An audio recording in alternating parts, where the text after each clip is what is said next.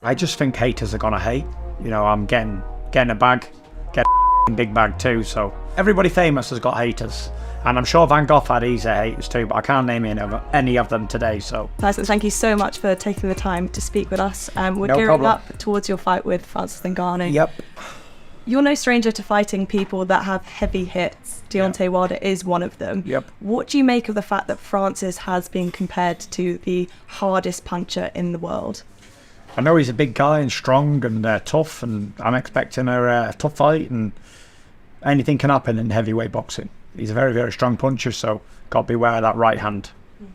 And he's certainly taking it seriously. He's teamed up with Mike Tyson for the fight. You first met Mike in 2016. You said that you both opened up with each other a lot. What are your kind of memories of Mike Tyson and your relationship with him? Mike's a great guy, legend and living legend in sports, in boxing. You know, he's got a lot of knowledge on boxing, so I think he'll teach Francis a lot. But I don't think it would really matter who trained Ngannou for this fight. He's got to fight Tyson Fury, and I'm not an easy opponent for anybody, no matter who's training you. So yeah, everyone's got a plan, like Mike said, until they get punched in the face. And that's exactly what's going to happen when I fight Ngannou. He's going to have this big plan, and he's going to get punched in the face, and it's going to go all out the window. And Ngannou has spoken about his plan. He's saying that he wants to follow through and he wants to end it. He wants to knock you out. He referred to the Deontay Wilder fight 1 when you did go down. He thinks that he can follow through and finish it. What do you think of that? Good luck to him if he can. Hopefully he can. Put me out of my misery. And yeah, good luck to him. He'll be the lineal champion then, won't he? And that's actually one thing we were talking about before, was the fact that this is a professional fight, there's no doubt about it, but the title isn't on the table. What's the reason behind that? Because I know a lot of people were talking about Yeah, it. because you can't fight for the heavyweight championship of the world in your debut.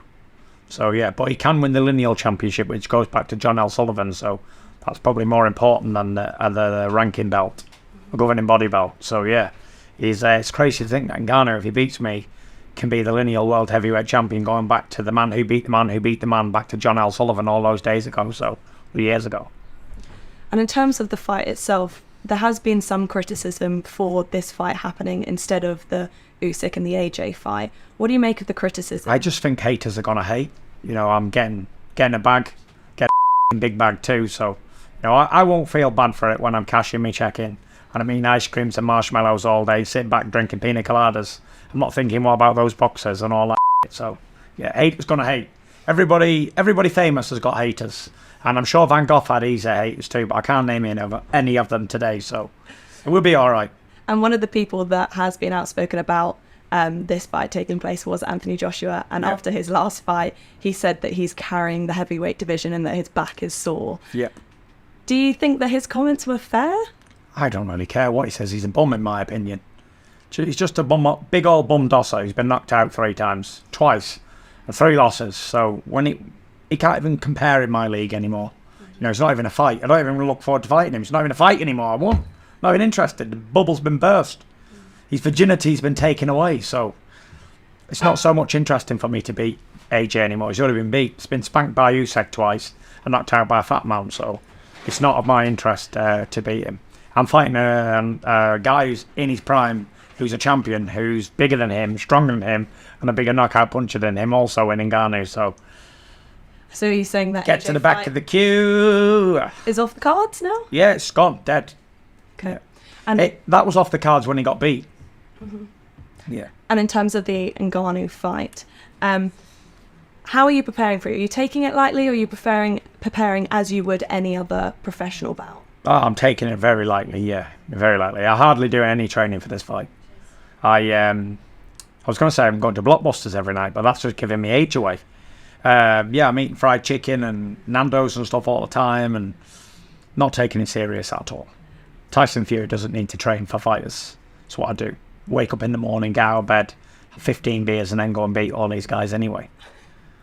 And I was reading your autobiography, Behind the Mask, and you made a really interesting comment in it about fight week and leading up to fight week, and how it's almost you're waiting on your future, and there's a sense of kind of a sickening feeling around fight week as you're gearing up to, well, D-Day.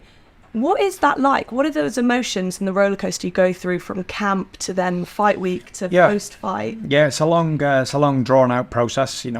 By the time the fight comes around, I've probably done anywhere between 10 and 12 weeks training camp for a single half-an-hour event. So it's a lot of preparation for something so small. A lot of emotions. The win or lose thing's a big one. People don't want to lose; they want to win. The world's watching. All the pressure's on them. I suppose for other fighters, it's very, very, very nerve-wracking, and some people can handle it, some people can't.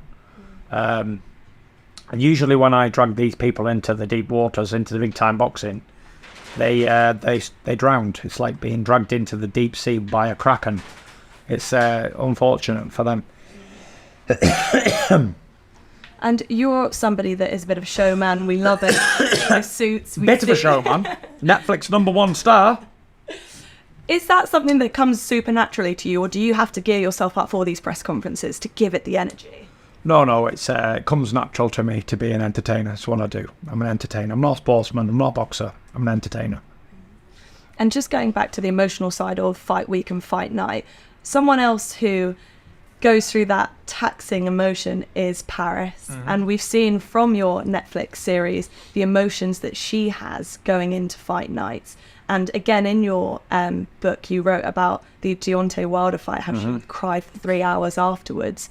What's it like seeing that side of her and knowing how sad she can get and emotional she can get watching? It must be horrible knowing that your husband can be killed in a fight and you've got 6 kids, 7 in a minute, to look after on your own. That's got to be nerve-wracking. If Paris was going into something where I knew she could die at any time, I'd be nerve-wracked too. So, pretty daunting task, looking death right between the 2 eyes every time you climb into a boxing ring. But it's something that we get on with, I earn a lot of money, I get danger money, well paid for it. So we know the risk going in, so it is what it is. Nobody wants me to box anymore in my family. I've got too much to lose. But it's something that I like to do, so here we go, the ball keeps rolling. And you spoke about the fact that you now don't want to give up boxing and that you're going to keep going as long as you physically can. Yeah. Will you follow through that? Is that still your plan, to keep going as long as you can? I don't know, it's no secret that my mind changes like the wind, or the weather, in the UK anyway. But, 1 minute I'm here, next minute I'm retired, who knows? One thing I do know is enjoy it while you can, because there'll never be another Tyson Fury ever. Never has been one before me, there'll never be one after me. And in terms of Tyson Fury, you've set that legacy so far. Is there anything else you want to add to that legacy? What can you see coming from you in the future? I want to top the Forbes list, the highest sportsman in history of the year. And I want to do a Hollywood movie. I've already done the Netflix and the autobiographies and wrestling and everything else. So that's what I want. Hollywood movie and top of the Forbes list. What genre are we talking for the movie? Don't know, any action. Okay. Or comedy. Okay. And just looking ahead to the fight now, Saudi Arabia, big deal over there, it always is. Yeah. What's it like for you when you're out there? Are you a bit of a celebrity? It's fantastic out there. Saudi Arabia is a fantastic country, great people, great weather. All the big sports stars are now aiming to be out in Saudi Arabia. And I think in a few years they're going to take over the football, the boxing, every sport that they want to. They're doing it big. Bigger is better. And the Saudis know how to put on a show, that's for sure.